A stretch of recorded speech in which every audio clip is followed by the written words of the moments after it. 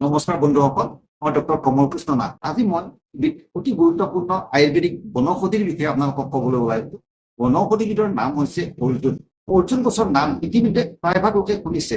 অৰ্জুন গছৰ ছালৰ পৰা যিটো চূৰ্ণ তৈয়াৰ কৰা হয় তাৰ লাভালাভৰ বিষয়ে আমাৰ বেছিভাগে জ্ঞাত। অৰ্জুনৰ চাইণ্টিফিক নেম হৈছে টাৰ্মিনেলিয়া অৰ্জুনা। আয়ুৰ্বেদ সংহিতাত অৰ্জুনৰ বিষয়ে বিস্তৃতভাৱে বৰ্ণনা কৰা হৈছে। অৰ্জুনৰ পৰা উচিত লাভালাভ পাবৰ কাৰণে তাৰ প্ৰয়োগ বিধি সঠিক হ'ব লাগে।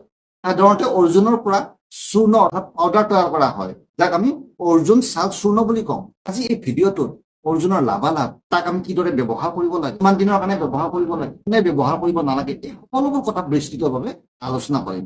পোনপ্ৰথমে অৰ্জুনৰ গুণধৰ্মৰ বিষয়ে কিছু আলোচনা কৰিব বিচাৰিম।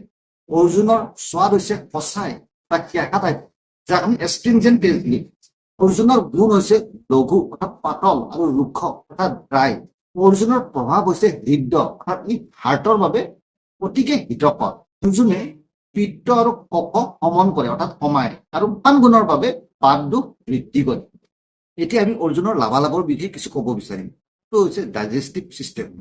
ই হৈছে পৰিস্তম্ভন আৰু ৰক্তস্তম্ভন। স্তম্ভনৰ অৰ্থ হৈছে ৰখাই দিয়া। যিবোৰ ব্যক্তি সঘনাই পায়খানাত যাব লাগে, শৌচ কৰিব লাগে, তেওঁলোকৰ শৌচটো ই কিছু কঠিন কৰে। যিসকল ব্যক্তি অৰ্শ বা অন্য ৰোগত ভুগি আছে, যিসকলৰ পায়খানাৰ লগত তেজ নিৰ্গত হয়, তেওঁলোকৰ তেজ যোৱাটো ই বন্ধ কৰে। দ্বিতীয়টো লাভালাভ হৈছে অবেচিটি অৰ্থাৎ ই ৱেট কম কৰে। অৰ্জুনে মেদবহুলতাত খুব সুন্দৰ কাম কৰে। বিশেষকৈ যিসকল লোকৰ ভিচেৰেল ফেটছ বেছি, তেওঁলোকৰ ক্ষেত্ৰত ই অতি উত্তম। অৰ্জুন গছৰ ছাল এই ভিচেৰেল ফেটছ কমোৱাত অতি সিদ্ধহস্ত। কিন্তু সঠিক ৰিজাল্ট পাবলৈ আমি অৰ্জুন গছৰ ছালৰ যিটো চূৰ্ণ আছে তাক 3 পৰা 5 গ্ৰাম কুহুমীয়া পানীৰ লগত গ্ৰহণ কৰিব লাগে, অথবা অৰ্জুনাৰিষ্ট আৰু অৰ্জুন গছৰ বড়ি খালেও একে ফল পোৱা যায়। তৃতীয় লাভালাভৰ বিষয়ে আমি ক'বলৈ যাম, সেয়া হৈছে কাৰ্ডিঅ' ভাস্কুলাৰ চিষ্টেমত কি সুন্দৰ কাম কৰে, হাৰ্ট ডিজিজত কি সুন্দৰ কাম কৰে। আমি জানো যে কলেষ্টৰেল আৰু ট্ৰাইগ্লিচাৰাইড বাঢ়ি গ'লে হাৰ্ট ডিজিজৰ সম্ভাৱনা বাঢ়ি যায়, তাৰ লগতে উচ্চ ৰক্তচাপো বাঢ়ি যায়। অৰ্জুন গছে ট্ৰাইগ্লিচাৰাইড আৰু কলেষ্টৰেলৰ মাত্ৰাটো কমাই আনে। তাৰ লগতে এই যিটো হৃদপিণ্ডৰ যিটো মাংসপেশী আছে তাক সবল কৰে, ফলত হৃদপিণ্ডই অতি সবলভাৱে পাম্প কৰিব পাৰে আৰু তাৰ ফলত ৰক্তচাপ কিছু কমি যায় আৰু লগতে বিভিন্ন ধৰণৰ হাৰ্ট ডিজিজৰ পৰা ই আমাক ৰক্ষা কৰিবলৈ সক্ষম হয়। চতুৰ্থটো লাভালাভ হৈছে স্কিন ডিছঅৰ্ডাৰ। অৰ্জুন গছৰ ছাল স্কিনত খুব সুন্দৰ কাম কৰে। বিশেষকৈ ই এলাৰ্জিজনিত সমস্যা সমাধান কৰাত অতি সিদ্ধহস্ত। তাৰ কাৰণ হৈছে অৰ্জুন ৰক্ত শুদ্ধিকৰ অৰ্থাৎ ই তেজ চাফা কৰে। সেইবাবে ই তেজ চাফা কৰাত সিদ্ধহস্ত আৰু তেজ চাফা হলে আমাৰ স্কিনৰ বিভিন্ন ৰোগৰ পৰা আমি হাত সাৰি থকাৰ উপৰিও এলাৰ্জিজনিত সমস্যাৰ পৰাও মুক্তি লাভ কৰিবলৈ সমৰ্থবান হয়। পঞ্চমটো ৰোগ হৈছে প্ৰমেহ বা ডায়েবেটিছ। আজিকালি চিডেণ্টাৰী লাইফষ্টাইলৰ প্ৰভাৱত বিভিন্ন ধৰণৰ লোক প্ৰমেহ ৰোগত আক্ৰান্ত হোৱা দেখা যায় আৰু অৰ্জুন গছৰ পৰা নিৰ্মিত যিটো চূৰ্ণ সেয়া প্ৰমেহ ৰোগ নিয়ন্ত্ৰণ কৰাত খুবেই ভাল ফল দেখুৱায়।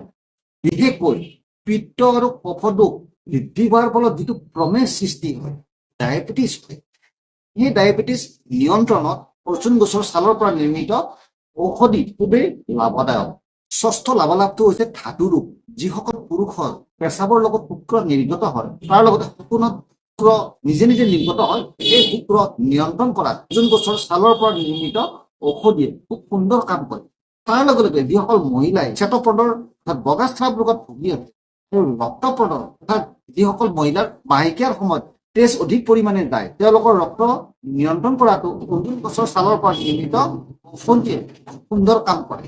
সপ্তমটো লাভালাভ হৈছে যিসকল লোকৰ কফ বৃদ্ধিৰ কাৰণে হাঁওফাঁওৰ ভিতৰত শ্লেষ্মাৰ পৰিমাণটো বৃদ্ধি হয়, কফ জমা হয়, তেওঁলোকৰ বাবে অৰ্জুন অতি উত্তম।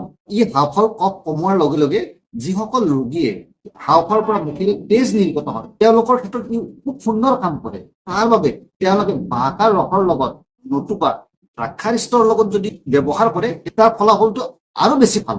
অৰ্জুনৰ ক্ষেত্ৰতো ল'বলগীয়া সাৱধানটো হৈছে গৰ্ভাৱস্থাত অৰ্জুনটো সাধাৰণতে ব্যৱহাৰ কৰিব নালাগে আৰু যিসকল লোক তেজ পনীয়া কৰা ঔষধ খাই আছে তেওঁলোকৰ ক্ষেত্ৰতো কিছু সাৱধান হোৱা দৰকাৰ।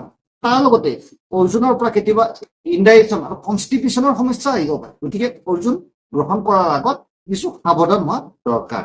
তৎসত্ত্বেও ক'বলগীয়া বিষয়টো হৈছে অৰ্জুনৰ ইমানখিনি লাভালাভ আমি পোৱাৰ পিছত যিখিনি তাৰ চাইড এফেক্ট আছে সেইখিনি যদি কিছু দায়িত্ব সহকাৰে চিকিৎসকৰ প্ৰত্যক্ষ তত্ত্বাৱধানত আমি গ্ৰহণ কৰিব পাৰোঁ, সেই চাইড এফেক্টখিনি আমি মষিমূৰ কৰিব পাৰিম আৰু তাৰ লগতে ইজনৰ পৰা যিখিনি লাভালাভ সেইখিনি আমি গ্ৰহণ কৰিব পাৰিম। কথা যদি আমি মনত ৰাখি থওঁ যে অৰ্জুনে হাৰ্ট ষ্ট্ৰং কৰে, সেইখিনিও আমাৰ কাৰণে বহুত ডাঙৰ কথা। মানে এই বিষয়ে যদি আপোনাৰ কিবা অভিজ্ঞতা আছে বা কিবা আপোনাৰ ক'বলগীয়া আছে, আপুনি কমেণ্ট ছেকশ্যনলৈ গৈ কমেণ্ট কৰিব পাৰে। ভিডিঅ'টো যদি ভাল পাইছে লাইক এটা কৰক। যদি চেনেলটো ছাবস্ক্ৰাইব কৰা নাই, চেনেলটো ছাবস্ক্ৰাইব কৰিলে এই চেনেলটো আগবাঢ়ি যোৱাত কিছু সহায়ক হয়। আজি এইখিনিতে মই ডক্টৰ কোমল কৃষ্ণ নাথে আপোনালোকৰ পৰা বিদায় মাগিব বিচাৰিম। আপোনালোকৰ দিনটো শুভ হওক। ধন্যবাদ।